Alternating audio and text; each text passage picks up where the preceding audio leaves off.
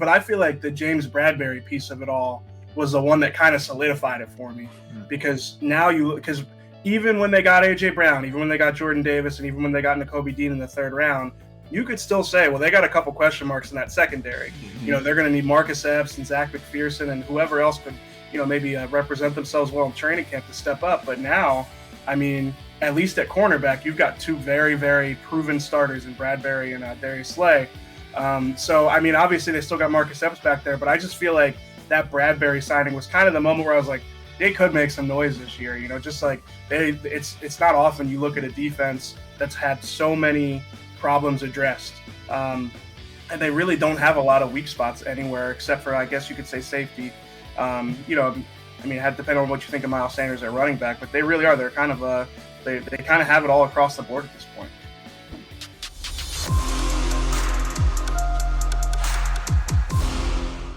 Back in Sports Take on this Friday. Rob Ellis, Derek Gunn, Barrett Brooks, JAKIB Sports YouTube Network. We're joined by EJ Smith now. EJ covers the Birds for the Philadelphia Flyers. There he is. What's going on, fellas? What's up, man? EJ, I want to apologize.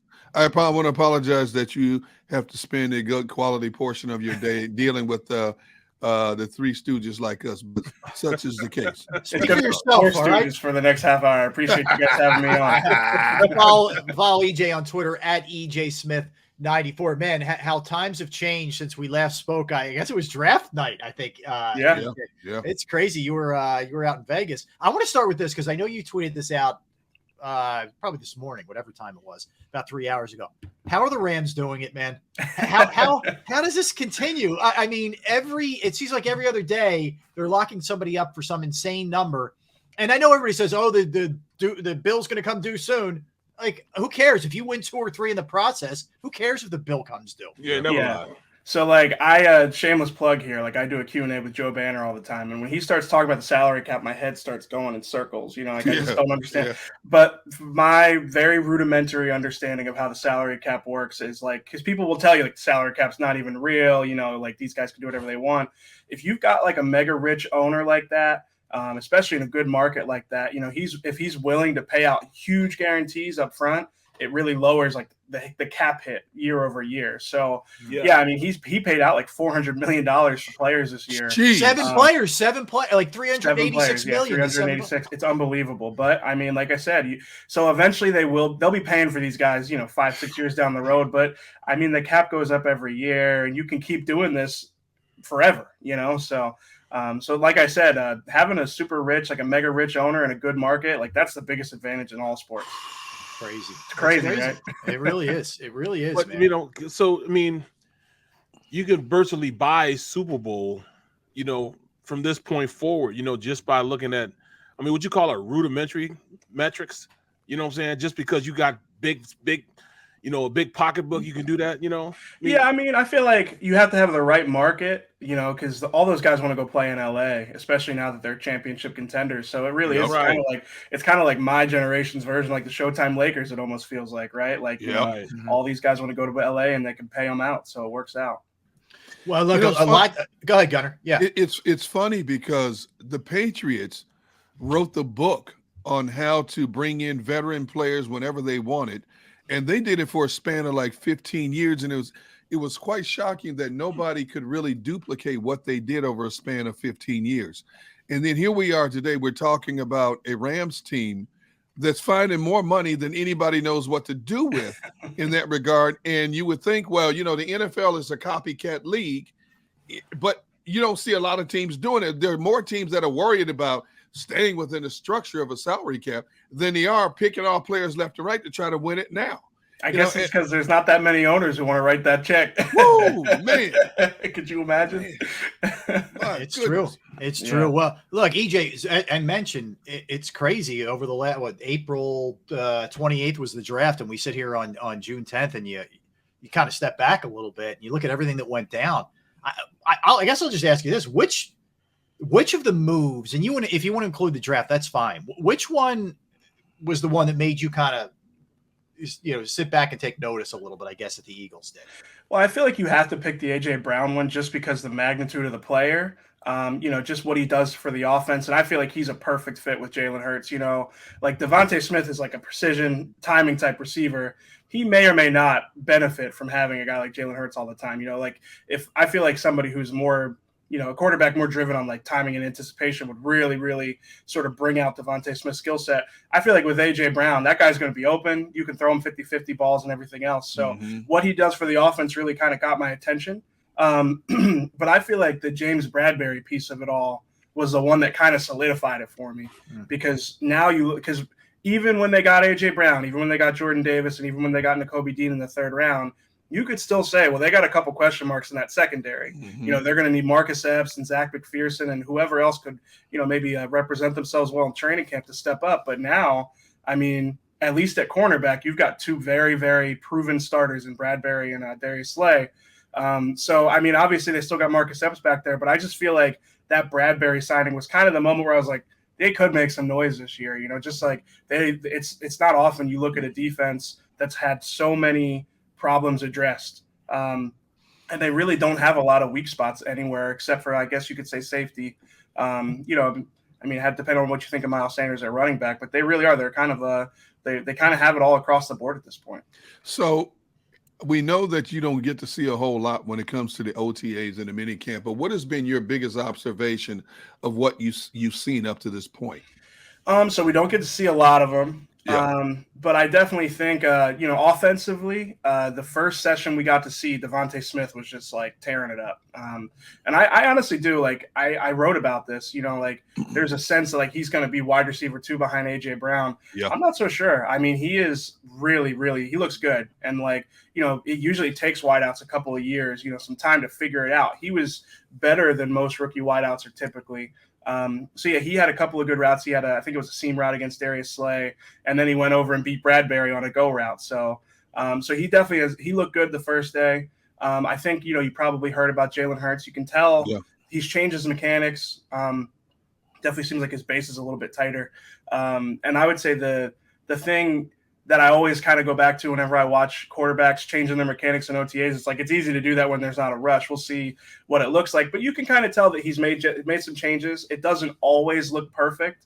There are a couple of times where it's like, oh man, he kind of looked like he sort of started that one a little lower than usual, or it's funny. I think he hit a go ball to either Pascal. I think it was Zach Pascal. It might have been Deion Kane the other day, and it was funny because it was a kind of a duck, but it made it there. It was a touchdown pass. So you can tell he's working through his mechanics a little bit. I think it's improved off of last year. And, obviously the coaching staff has raved about what he's done. So, so those are my biggest takeaways for the most part. Did you see that pass he threw from the sideline? He hit Greg Ward on the sideline when he threw across his body. To me, that's where it is. If you can make a pass like that across your body and get there on the dime, that's where I say his maturity level has gotten a lot better. And that's something he wasn't comfortable doing last year. Whenever he would roll out to his throwing side, he really couldn't rotate and open up and throw it. See, I played quarterback my freshman year of high school, so there you go. I know a little bit about this now. And then you have to ask my dad. He said I ate my way out of the position. I got moved to left tackle. Dad, very supportive of dad to say that kind of thing. Yeah. But no, that the throws on his throwing side, he wasn't comfortable doing that last year. And you're absolutely right. It's kind of taking the next steps. I mean, my biggest thing with Jalen Hurts is like the areas in which he needs to improve. Decision making, just kind of seeing it and getting the ball out on time. Those are things that every quarterback gets better at over time. So I think there is reason for optimism there. EJ, let me ask you based off of that. And I know, it is what it is in these OTAs. It's not the intensity and the live bullets flying around and all that kind of stuff, if you will. But everybody to a man, it seems like, and not just the usual, like, hey, we're really behind, Jalen. It feels genuine when I hear guys like Goddard and some of the other people saying, like, I'm telling you, like, this guy's taking big steps. Are you buying this? Like, that the teammates himself, his teammates really feel like this is going to be a big leap kind of year for him? Yeah, I mean, it's hard to tell sometimes because, like, these guys are always going to tell you that everybody looks great and they're in the best shape of their lives. But, I mean, they certainly do. Jalen's, ever since he got drafted, even when there was, like, the drama with Carson, you could tell that guys naturally gravitated toward him. I mean, I don't think anybody's ever questioned his work ethic. Yeah. So I think that's what I think that's where it comes from. I think guys see the work he puts in. they see the strides that he makes. So I think it is genuine. But again, like I said, I mean, maybe it's the reporter in me. I'm always kind of like, skeptical. Are you really telling me the truth here? But no, I definitely think that, again, like the work he puts in, I think that it kind of lends people to believing in him. Interesting. Well, when you look at him, okay, you see all the players. How comfortable are you with Steichen and his ability to open the offense up from just being a run-dominated offense that he had last year when he picked things up as the play caller? How confident of him opening up this passing game? Because I know we can't do what we did the first 8 games. Yeah, we're not gonna be able to. That's what I would say. It's like, Nick talks about how he kind of was spreading himself too thin. And, there are some head coaches in the league that can call plays and also manage the team. But I think for him, he found that he wasn't able to do it.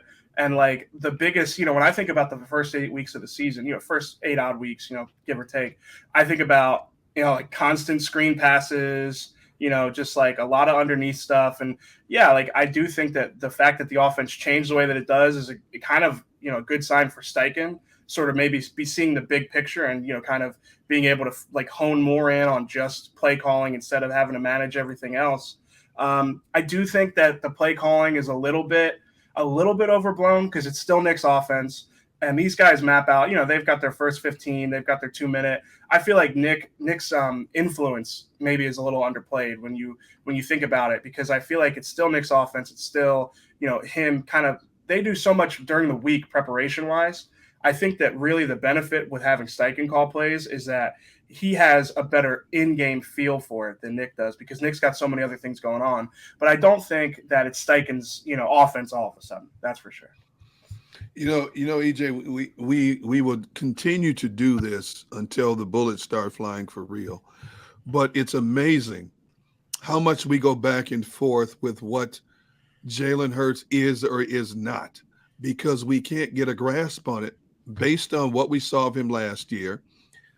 Secondhand word of mouth that he's been working diligently with the quarterback gurus out on the West Coast and in controlled environments in many camps and OTAs.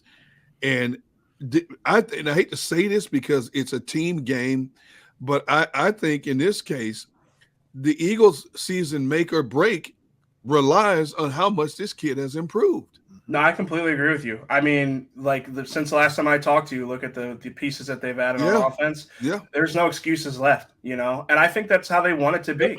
And I think on the flip side, it's kind of it's a double-edged sword. It's like, or I guess it works 2 different ways. It's like Jalen Hurts has no excuses this year. If he's got everything around, he's got a great offensive line. He's got 2 great wide receivers. He's got one of the better tight ends in the league.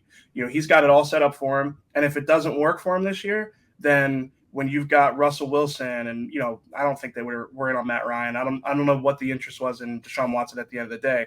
But when you've got veteran quarterbacks who are looking for different destinations, unlike last year where the Eagles weren't a target for one of those guys, this year, this upcoming offseason, I think any quarterback would look at that offense and go, I'd love to play in that system. So I think they've set themselves up well, at least offensively, kind of to either figure out if Jalen Hurts is the answer.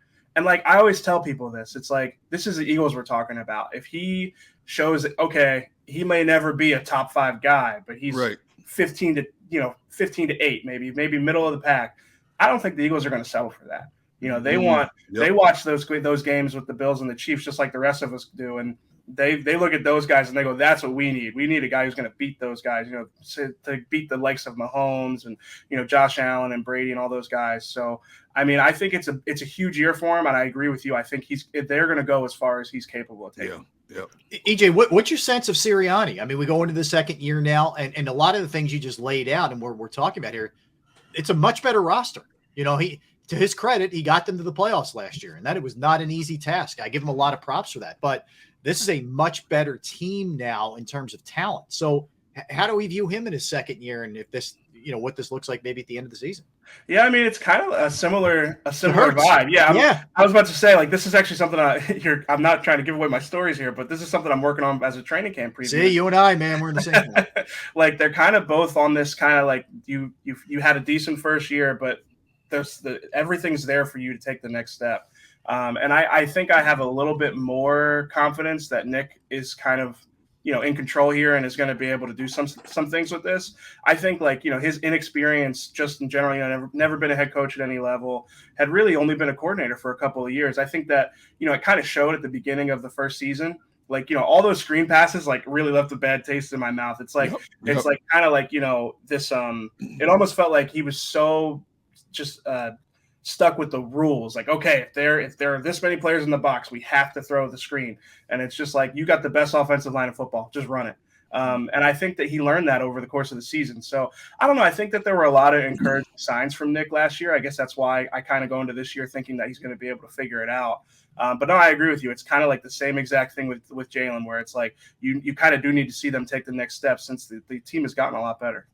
Well, since we're going with coaches, man, let's go with Gannon. They've given him what he needs to run this multi-purpose, multifaceted defense. I see them. They're going to run a lot of 50 front. You could tell just by, Absolutely. 50 and 30 front, just by, personnel they have, and also how they break practice up, with the defensive ends and linebackers that are rush ins go to one side, and then the interior guys go to another side. Those guys are two different groups now. It used to be just defensive ends and defensive tackles in one group and the linebackers in another group. But these guys are actually practicing together. Yeah, he has to be lost now. No, it's interesting because the last time we talked, I think it was before the first round, wasn't it? Or was it after? Yeah, it was that Thursday morning. Yeah, it was funny because when I started my draft prep all the way back in November, I started talking to people and I go, the Eagles aren't going to be in on Jordan Davis, are they? I mean, he's a nose tackle. They've been a 4-3 front for as long as I can remember, other than the Chip Kelly years. But yeah, I mean, they don't need they wouldn't draft a nose tackle. And then as I started watching Jordan Davis more, it's okay, A, he's more than a nose tackle. Mm-hmm. He could play 3-tech because of the way that he moves, and B, they do. I mean, they played a lot of 50s. They played a lot of 30 and 50 last year. They had a lot of odd man fronts. And I think, not to sound like a broken record, but last year I feel like with Gannon, I was hard on Gannon last year. I was critical. I was hard on him yesterday. Right, exactly. So there you go. I mean, I thought his first season, I thought he didn't get the most out of the personnel that he had. And I guess he could come back and say, I didn't have the personnel that I needed to run what I run. This year, there's none of that. I mean, Jordan Davis is the type of guy that can help you operate with those light boxes and those two high safeties that he likes to run with. Hassan Reddick in place of Jannard Avery. Jannard Avery is a fine player, but that's a huge upgrade.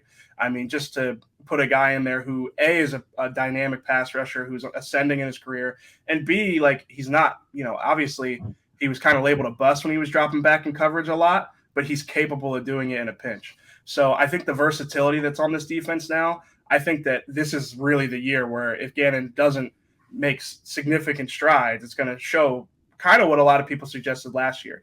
I think there's a chance at the end of the year that we could be looking at year one and going, man, we were completely off on him. He just needed a year to get, the right personnel in here. Or there's a chance that we were looking at it and we're even when he got all his guys, he still couldn't figure it out. So I definitely think this is a big year for him. Okay, so EJ, when you look at all of the players they have on defense now, whether it's a carryover from last year or a new player they've brought in, whether it's by draft or free agency, going forward, what's the one player between now and the time the season drops that you're going to be watching closely to see how they fit in and how they're utilized on that defense? Well, the obvious ones would be Jordan Davis or Hassan Reddick, but I'll give you one that's a little bit more, I guess, under the radar. I'm excited to see what they do with Milton Williams. I feel like he's kind of like a forgotten guy in this defensive front. He looked really good all throughout last year. Obviously toward the end of the year, he sort of took strides, but even in the preseason, I remember there were a couple plays where I was like, oh man, this guy might be legit. So he's kind of buried right now at defensive tackle, but I'm curious if he can play some, 3-4 defensive end. Mm-hmm. He's kind of got that tweener body, and I think he's athletic enough to do it. You're right. Yeah. Head up on a tackle. Right. Yep. That 5-tech. Yeah. I feel I feel like he can do that a lot. And they need those guys because, they got Brandon Graham back. He can do some of that. Fletch can do some of that now that they got Jordan Davis. But, they had that 4-eye, 5-tech position last year. Yeah. That was what they really didn't have. They had, Josh Schwed and Ryan Kerrigan playing that spot. And those guys it's just not their position. So I'm excited to see what Milton Williams does this year. I really am. I feel like he can be forgotten, but it wouldn't surprise me if he kind of made a name for himself this year. EJ, any surprise? Really, I don't mean under the radar Milton Williams. I mean like way under the radar. Devin Allen, kind of, like this guy might have something. Is there anybody like that you sense that could jump out? So everybody's been really excited about Britton Covey at camp. Okay. I'll be honest with you. I saw him get the ball muscled out of his hands a couple too many times for my liking. Yes. But listen, I haven't been out there the entire time, and I don't pretend to know more football than some of these guys. Dallas Goedert says that he's like, the under the radar guy to watch. So I'll give you Britton Covey. I think Deion Kane has looked really good throughout camp. I mean, OTAs. I'm excited to see what he looks like during training camp because he has looked really good. So I guess if the generic answer, like the Eagles answer, would be Britton Covey, but I'll give you Deion Kane, the other wide receiver. Interesting. Okay. Well, what about the left? I mean, the right guard position. How's that looking for you when you did get a chance? So Sayamalo is the first up. I really do kind of feel like it's his job to lose. There was some talk about like, would he be June 1st cut? And that kind of that surprised me just in the sense that like, I like Jack Driscoll at guard, but I also, he's been hurt almost every year and I honestly sort of thought he was more comfortable at tackle. I know he's got shorter arms and that's why they need to move him to guard, but I don't know. He held up at tackle his first game was against Chase Young and he held up there. So, and just the sense that like Jack Driscoll is not guaranteed to give you 17 games. Cam Jurgens is not really a guard in my opinion. I mean, he's really undersized for that position. So I didn't think that they had enough depth there, especially after they released Nate Herbig earlier. But yeah, I see it. I honestly think that if I were them, I would be looking at it like Sayamalo is my first guy. I got Jack Driscoll in the case that Sayamalo gets hurt like he has been the last couple of years. And if Driscoll gets hurt, we're back to what we've been doing the last couple of years. So that's how I would look at it. I honestly, I was a little lower on Sayamalo, but then I remember Jason Kelce last season said something like, people don't realize how dynamic he is, how good he is, and how important he is to this front. And I take Jason Kelce at his word there. Yeah, I feel like they make it sound like it's a competition, but I certainly think it's Sayamalo's job to lose. You touched on Miles Sanders. Where do things stand there? Is this going to be played out? Maybe get through the season. If he starts off well, they extend him. Do you not see an extension? Just play it out. What do you think happens there with him? I honestly would guess that they let him play it out at this point. I mean, it's kind of like the process that a lot of, smart teams in the league kind of go through with these, early round running backs. Like if you pick a guy first, second, third round, you just let him play out his first contract, and then you don't sign running backs a second contract. That's what you hear from a lot of people is, good teams will draft running backs early, but they won't sign them to that second deal. They'll use them up and kind of let them go. So, I mean, I could also see like, I don't know what Miles Sanders' market looks like. I really don't know. And it could be, I don't think it would get as bad as like a Derek Barnett was this offseason, but if he sits out there for a couple of weeks and doesn't get a, huge deal, I could see them extending him for a lower price, but I don't think there's a rush to do it. I definitely think that their approach with running backs is kind of to let it all play out and then sort of figure it out down the road. So I hate to do this to you because so many people do it to me, so I like to do it to other people. when you look at what is that? How do you? Because I hate doing it. Enjoy this question. Because it is a legit question. Mm-hmm. So as we look at this team on paper, is this a double-digit win team based on that and their schedule? If they don't win this, now I'm not a hot take guy. See, that's why I said it. See, but like, if I honestly think the way their schedule sets up, like, how do they not win? If they don't win 10 games, I think that it's an indictment on somebody. Yeah. Like, you can't roll the ball back next year if they don't win 10 games this year. So I would say the expectation, I picked them to win, I think it was 11. You could see them, honestly, there's ways you could see them winning 12 or 13, and there's ways you could see them squeaking out 9 or 10 if they struggle. But yeah, I think that, anything less than 10 will start to make you have some questions about some of the big pillars in the organization for sure. Also, see, you guys thought I was not going to answer a legit question. See what I mean? You guys underestimate me. See? I roamed over to the pessimistic side and deal with you. Yeah, okay, fine. Keep doing it. Fine. My apologies. But we all know Howie does Howie things, and I think there's just one more position that they believe they think they're good at it. That they don't need to go out and get anybody. Marcus Epps is the guy. But, you got to think that Howie is going to try to fill that, that with a veteran guy also. You know, not saying Mark. I mean, I like Epps. Epps is to me. Marcus Epps is a really good safety. I think that he'll grow. I think he might be better than Anthony Harris this year. Yeah, honestly, Harris struggled a little bit last year. Right. So, I mean, do you think they try to fill that position? So everybody talks about Chuck Clark from the Ravens because, you know, they drafted Kyle Hamilton. They signed Marcus Williams. They kind of have two good players at those spots. About that, yeah. And Chuck Clark is just kind of one of those guys, like, you know, I'll be honest with you. I haven't been crunching Chuck Clark film just yet. But if he gets released, I'll take a look at it. From my sense of it, you know, from the games I have just kind of watched, just being a fan of football and watching games, is that he's kind of like, you know, just a league average starter. You know, probably not quite as good as like a James Bradberry, but like kind of in that same realm. I could see him being somebody if the Ravens do end up releasing him.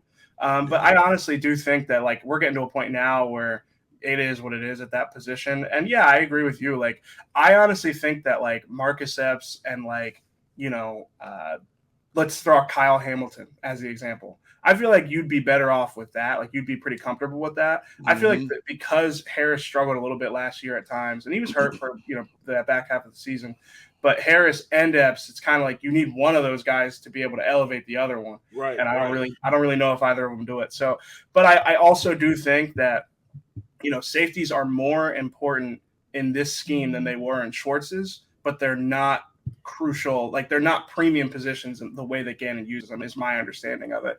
Is that, like, you know, paying big money to a safety in Gannon's scheme isn't necessarily the best resource allocation. So, EJ, last one from me. There has been massive front office turnover here. I mean, a lot of people coming and going, and, you know, restructuring, guys up being elevated, you know, et cetera. Andy Weidel being the, you know, headliner, I guess, of all of it.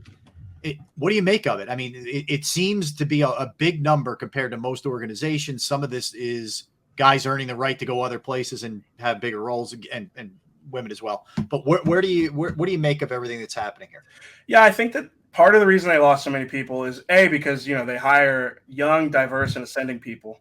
And emphasis on diverse, because, you know, and as the league starts to address like the diversity issues across the league, you know, not every team is like the Eagles. You know, if you look at, you know, Brandon Brown, Ian Cunningham, Catherine Rach, you know, I can't think of them all off the top of my head, but there were a lot of those people are, you know, either people of color or women, obviously. So when you look at the people that they've lost, it's kind of like they're helping diversify the rest of the league. So that's part of it. Part of it's that they like to hire young ascending people. And then I think part of it was the structure of their front office. You know, it's not a coincidence that they hired 2 assistant GMs this time around, because they keep losing people to that title. But I do think that the other part of it is just Howie's stature in the building is always going to make it. So, like, you know, when Joe Douglas was here, I wasn't on the beat, but, you know, just from what I've, you know, again, my understanding of it would be that Joe Douglas had a pretty, you know, had a weighted opinion, you know, had a lot of say in the room. I think with Andy, you know, my colleague Jeff McClain has reported Andy's say was, you know, obviously heavily considered, but maybe not as much. And I think the perception across the league is like, you can only get but so high as a personnel guy in that front office. And now you look at the top 3, you know, the 2 assistant GMs and Howie, they're all kind of from that football operations background. Obviously, Howie's got some scouting background to him as well, but you know, John Ferrari and Alec Hallaby are, you know, they're football ops people, and Hallaby's obviously the analytics kind of guru on the staff. So I think the biggest thing that kind of surprised me about it, and, you know, the thing that I'm still trying to like fully understand, is like the framework on the personnel side is kind of nebulous now. There's like 3 or 4 people who are kind of like hovering around that director of player personnel title instead of one clear person kind of setting the table. So, I mean, I think it puts more accountability on Howie Roseman, which is a good and a bad thing. You know, I mean, it's more responsibility and it puts more at his feet. So, yeah, I mean, what they've done with the personnel side is interesting. I'm curious to see how it looks in 2 or 3 years. You know, are they eventually going to get back to the framework they used to have? Are they going to bring one of these guys and, you know, promote them up? But yeah, it definitely has been an interesting year for the front office. And I think, you know, the biggest takeaway is that like it's more onus on Howie, and it's a move toward more of like I guess a non-traditional way of looking at team building with football ops people, analytics people, instead of, you know, old school football guys, as you would say. Well, how do you know that I didn't look at it like that? You're right. It is a very diverse group of people he's let out into football. Yeah, Very and like diverse. I think that the Eagles would complain because it's like, Brandon Brown and Ian Cunningham, if either of them had gotten GM jobs, they would have gotten that pair of third-round picks through like the Rooney Rule extension. That doesn't extend to assistant GM, but I mean, like in a couple of years, probably like 3, 4, 5 years, if those guys do well, like they're gonna have a bunch of hockey assists, as you would think of it. Like guys got assistant GM jobs and then they got GM jobs, and like the Eagles don't really have anything to show for it. So interesting. EJ, great stuff, man. Thank you, man. Thank you guys. I appreciate having me. Yeah, at EJ Smith 94, and of course Inquirer.com. You can see all of his work covering the Birds. Good stuff, EJ. We will talk to you soon, man. Thanks. All right, guys. Thanks again. Thanks for having me. Have a good weekend, dude. Yep. EJ, always insightful stuff there. All right, so here's what we're gonna do when we come back, guys. We're gonna dig into the AFC. And we're going to rank the best teams in the AFC, which is a powerhouse, man, to say the least, of a conference for sure. So we'll dive into that a little later. Barrett and I will give our movie reviews of Jurassic World and Hustle. And we got a lot more in store. Don't go anywhere. He is Barrett Brooks. He's Derek Gunn. I am Rob Ellis. We are Sports Take, JAKIB Sports YouTube Network. I need to let you know about Pro Action Restoration. We get some crazy weather this time of year, heavy rains. And you know what could happen. That could cause flooding. It could cause a lot of other stuff, some bad stuff in your house, at your business, whatever, that you don't need. But just in case, I need you to be ready. And the best way to be ready is Pro Action Restoration, whether it's a home, a business that you own, a property that you own, whatever. If it's fire, water, smoke, mold, you know how difficult and trying that can be. And if you're not an expert on how to handle it, they are. Pro Action is on call 24 hours, 7 days a week to assist. I experienced water damage at my parents' house a few years back.